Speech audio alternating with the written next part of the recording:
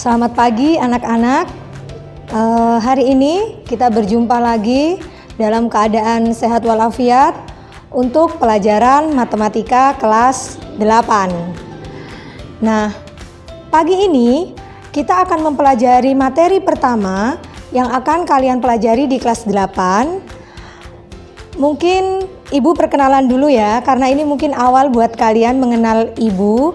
Dulu kelas 7 guru matematikanya kan bukan Ibu Dian. Nah, untuk kelas 8 ini yang mengajar matematika kelas 8 adalah Ibu Dian Mega. Jadi semoga kalian terbiasa dengan Ibu. Sebelum kita memulai pelajaran, mari kita berdoa. Berdoa menurut kepercayaan masing-masing. Dimulai.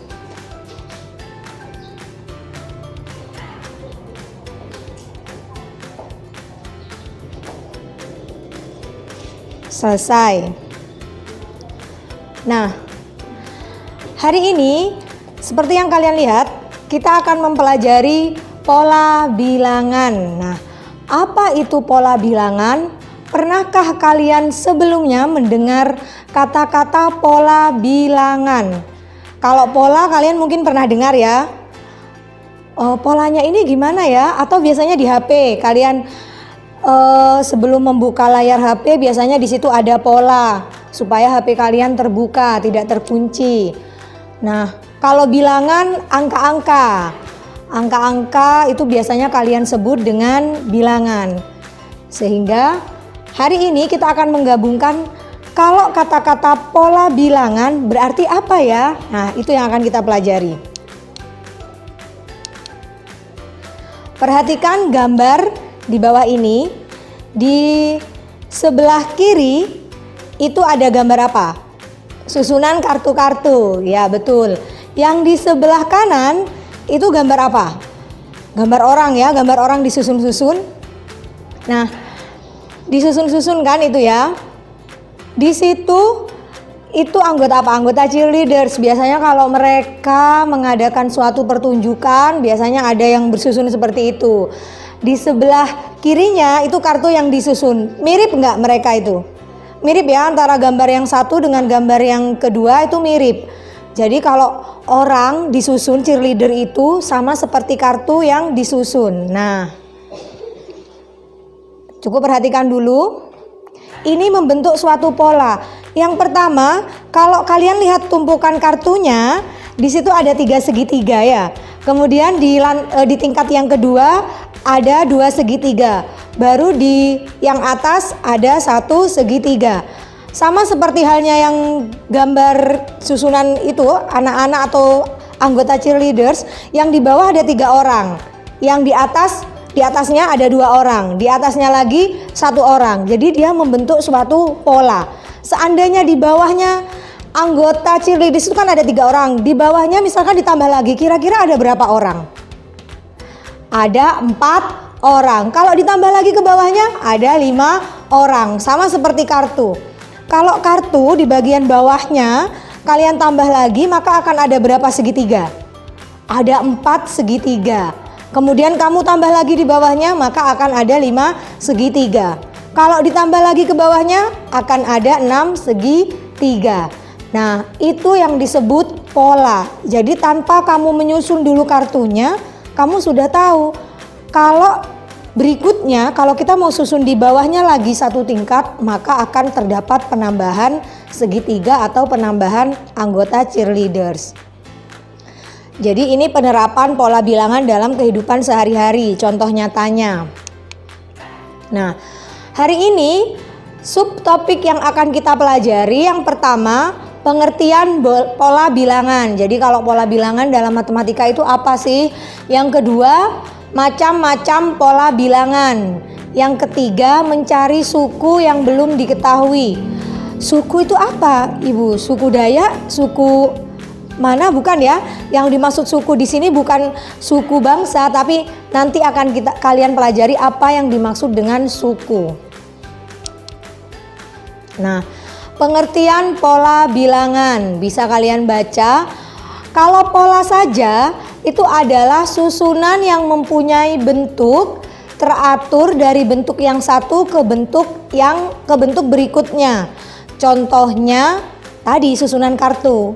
Gambar di sebelah keterangan itu kan ada susunan kartu. Jadi antara susunan kartu di bawah dan di atasnya dia membentuk bentuknya teratur. Jadi kalian bisa menebak. Kemudian kalau pola bilangan itu dapat diartikan sebagai sebuah bilangan yang tersusun dari bilangan lain yang mempunyai pola tertentu. Jadi pola bilangan itu susunan bilangan-bilangan yang memiliki pola tertentu atau ciri khas tertentu, tidak asal-asal. Itu namanya pola bilangan. Silakan kalian renungi lagi apa yang dimaksud dengan pola bilangan. Oke, kita lanjutkan. Nah, contoh pola bilangan. Di situ ada A, 2, 4, 6, 8, 10. Ya. Kira-kira bedanya atau kalian bisa menebak tidak? Angka berikutnya itu berapa? Bilangan berikutnya berapa? Bisa kalian tebak kira-kira? Setelah angka 10 angka berapa? Angka 12. Setelah angka 12 angka berapa? 14. Kenapa kalian bisa menebaknya? Karena terlihat aturannya kan. Dari 2 ke 4 berarti ditambah 2. Dari 4 ke 6 berarti ditambah 2. 6 ke 8 ditambah 2. 8 ke 10 juga ditambah 2. Maka angka-angka berikutnya akan dijumlahkan dengan 2 atau ditambahkan dengan 2. Bagaimana dengan yang B? Yang B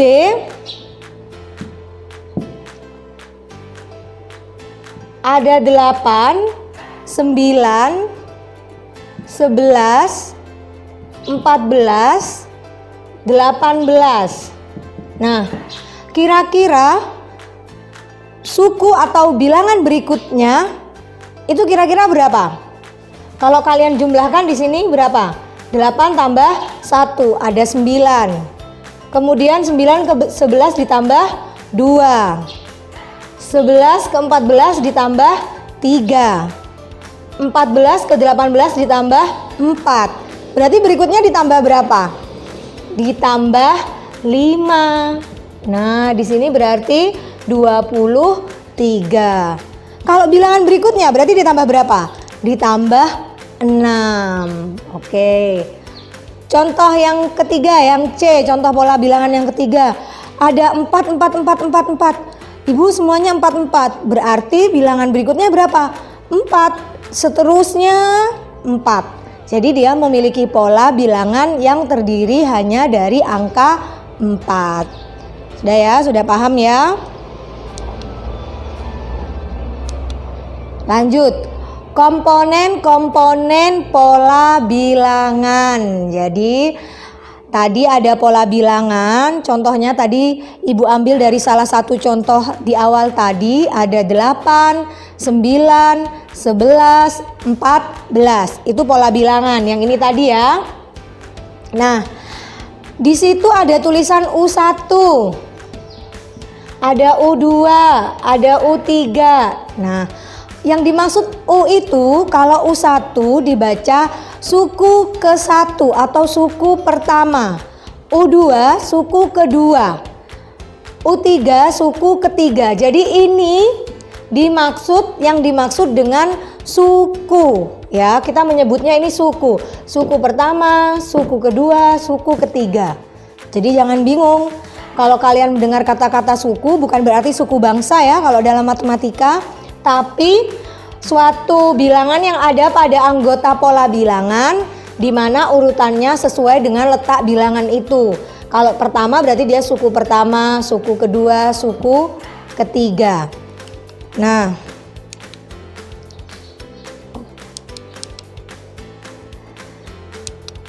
yang dilingkari ini semua sepanjang ini itu dinamakan dengan baris ya. Jadi ini semua dinamakan baris. Kalau suku itu per satu-satu begini. Kalau baris itu semuanya. Ini namanya baris atau pola bilangan, baris bilangan, begitu ya. Nah, macam-macam pola bilangan. Sebenarnya pola bilangan itu bermacam-macam. Sebenarnya banyak sekali. Hanya yang kita pelajari lebih kita pusatkan ke pola bilangan ganjil, pola bilangan genap, pola bilangan persegi panjang, dan pola bilangan segitiga Pascal. Nah, itu Ibu kasih beberapa contoh saja. Misalkan menemukan yang lain, kalian, Ibu saya menemukan pola bilangan yang lain, tidak apa-apa, tidak masalah. Yang penting dia teratur, maka dia disebut pola bilangan. Ini hanya contoh yang umum akan kita pelajari. Yang pertama, pola bilangan ganjil. Nah, pola bilangan ganjil ini Ibu gambarkan. Di situ ada lingkaran-lingkaran. Di situ ada lingkaran-lingkaran, ada yang lingkarannya 1, kemudian ada yang berisi lingkaran 3, ada yang berisi lingkaran 5, ada yang berisi lingkaran berapa itu? 7. Nah, kira-kira berikutnya itu ada berapa lingkaran? Nah, kalau kalian tulis dalam bentuk angka, berarti yang 1 lingkaran tadi kita misalkan dengan bilangan 1. Yang lingkarannya ada 3 berarti 3 lonjong ya, itu berbentuk lonjong ya. Kemudian yang 5 ada 5, berikutnya ada 7. Oh, ternyata dijumlahkan 2. Maka lingkaran atau bulatan berikutnya itu ada berapa? Ada 9. Jadi kalian tinggal menambahkan 2. Nah, ada 9. Berikutnya lagi berarti ada berapa? Ditambah 2 berarti ada 11. Nah, kenapa itu dibilang pola bilangan ganjil?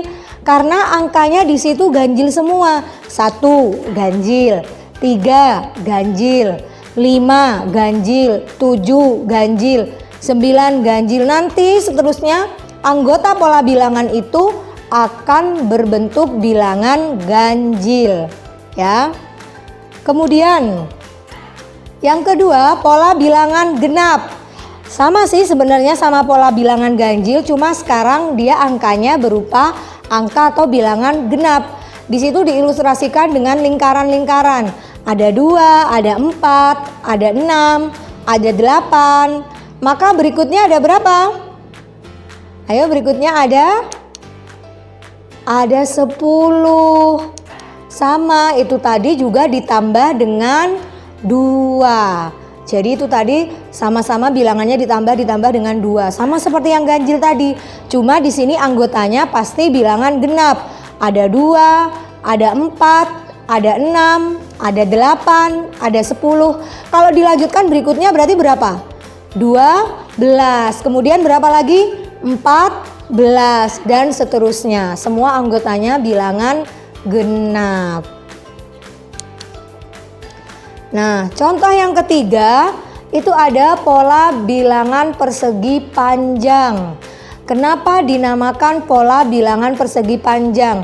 Jadi lingkaran-lingkaran itu kalau disusun membentuk bangun persegi panjang. Dulu di SD kalian sudah diajari kan? Bahkan kelas 7 diajari bentuk persegi panjang.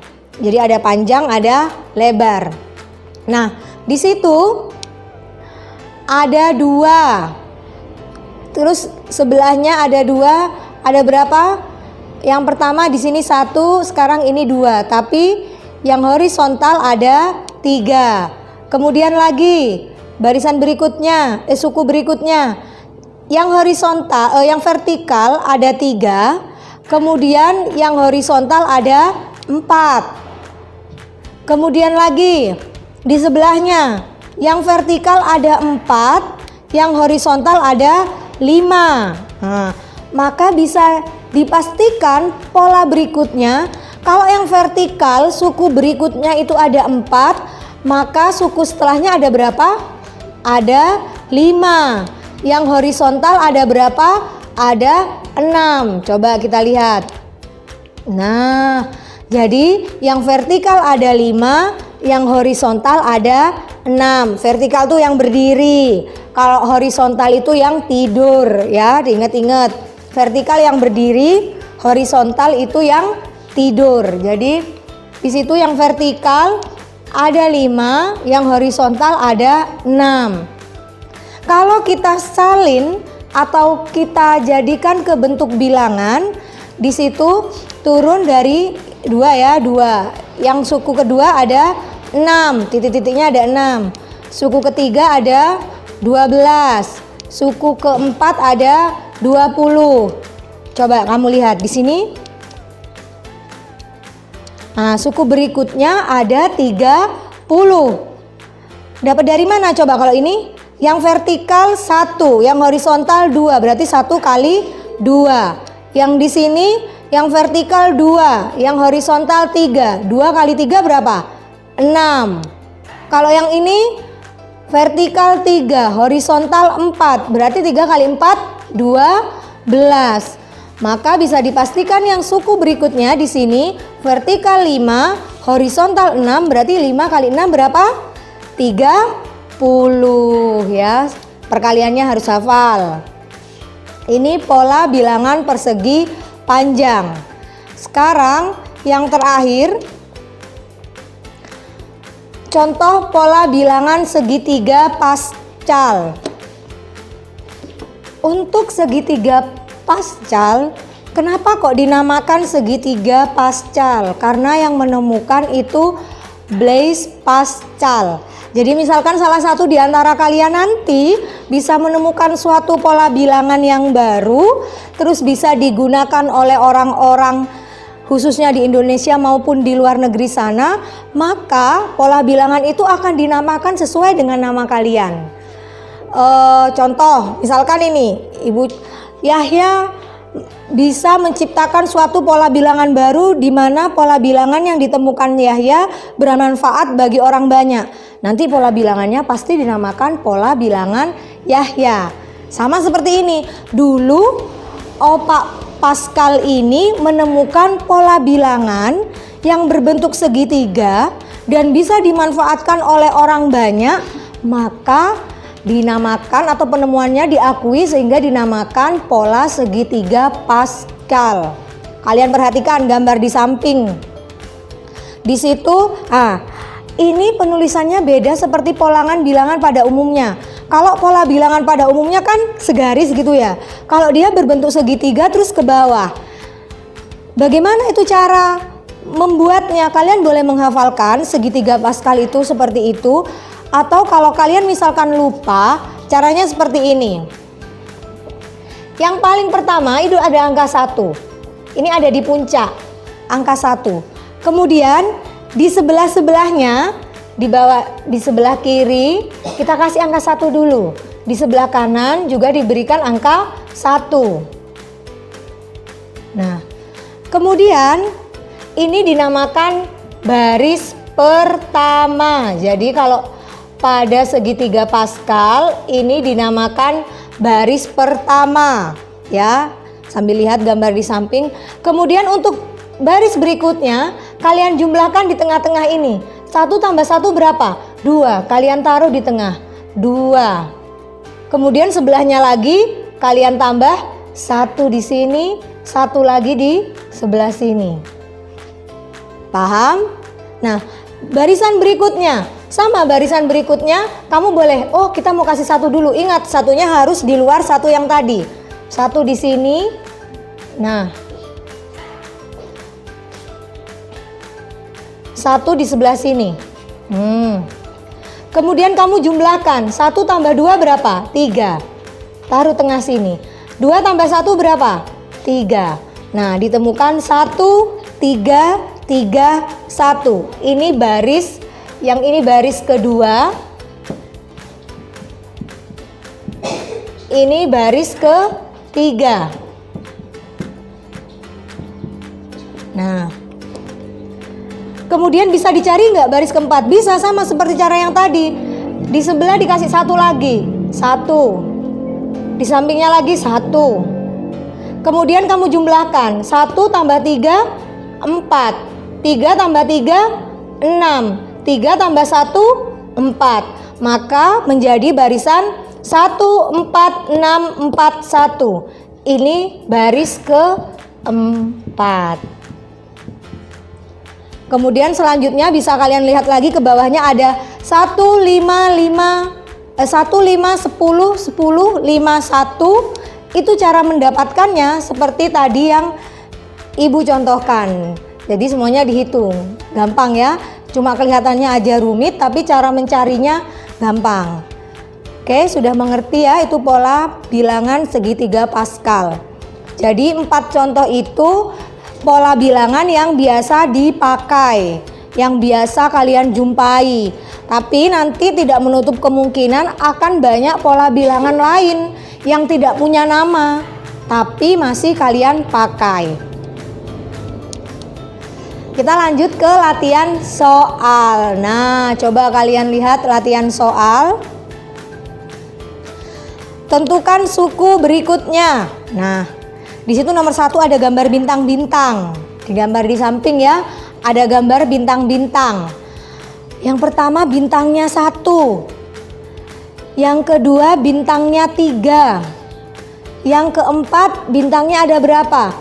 Ada 7. Kira-kira pola berikutnya atau suku berikutnya bintangnya ada berapa? Coba kamu lihat. Bintang 1 pertama. Kemudian ada 3, ketambah di sebelah sampingnya 1, di atasnya 1. Berikutnya ada 7. Maka suku berikutnya ada berapa?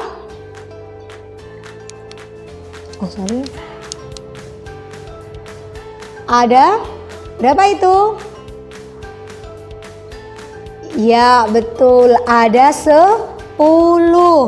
Jadi kalian lihat polanya. Di situ bintangnya awalnya 1, kemudian bintangnya 3, kemudian bintangnya 7, selanjutnya bintangnya 10.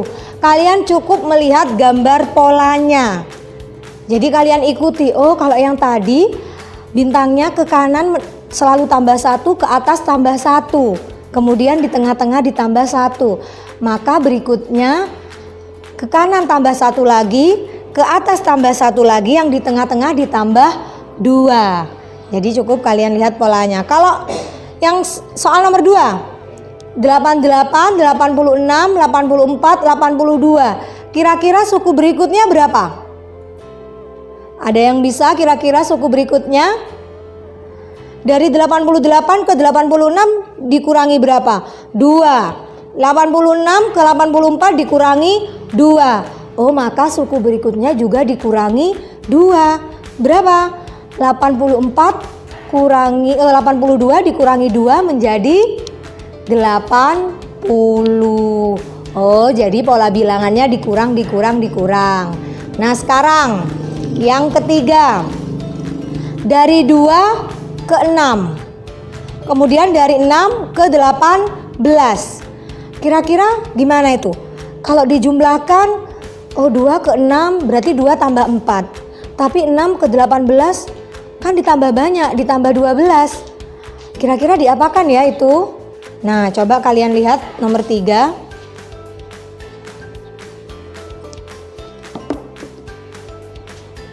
Di situ ada 2, ada 6, ada 18.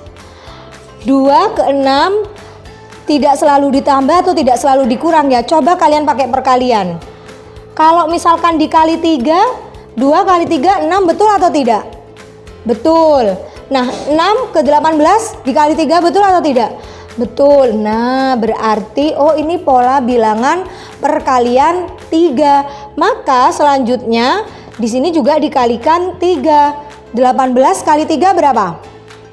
18 kali 3 kira-kira 54. Jadi 18 dikali 3 54. Oke, sudah paham ya? Dari 3 contoh tadi kalian bisa lihat pola bilangan itu tidak hanya seputar penjumlahan, tidak hanya seputar pengurangan, tapi bisa dikali, bisa juga dibagi. Yang penting dia punya aturan yang sama. Kalau ditambah misalkan ditambah 2 semua, atau penambahannya teratur, tambah 1, tambah 2, tambah 3, tambah 4. Kalau perkalian kalikan 2 semua, atau bisa sama bertingkat 8 kali 2, kemudian dikalikan 3, dikalikan 4. Jadi kalian harus cari dulu pola atau aturan pada suku-suku sebelumnya untuk menentukan suku yang dicari. Oke, paham ya? Ibu berharap kalian paham. Kalau tidak paham nanti diulang lagi, didengarkan lagi penjelasan ibu ya. Nah, sekarang latihan soal yang keempat. Berapakah jumlah suku-suku baris keempat pada pola bilangan segitiga Pascal? Segitiga Pascal yang tadi ini ya. Kalau kita lihat baris keempat itu yang mana? 1, 2, 3, 4. Oh, berarti di situ ada 1, 4, 6, 4, 1.